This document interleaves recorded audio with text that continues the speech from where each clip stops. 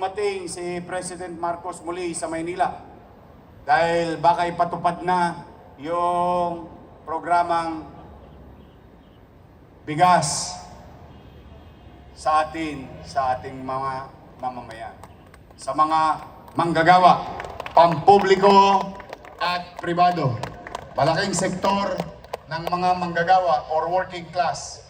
At siyempre, ganun din yung tuloy-tuloy na tulong natin sa mga transport group and some community members.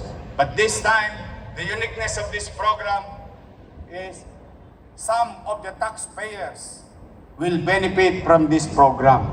And this will run for the next 6 months of our lives this year. Kaya pretty excited po kami na i-implement to. Maraming salamat, Telma. Pasensya ka na, makulit ako. Kita mo yung kakulitan ko. Tumama sa aberya.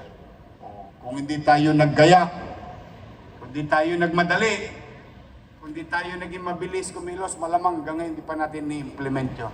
But now we are ready to implement yung tulong na ibinigay sa atin ng Office of the President. I'm happy and thank you and proud of you. Thank you, Telma, at 10 ng iyong mga kasamahan.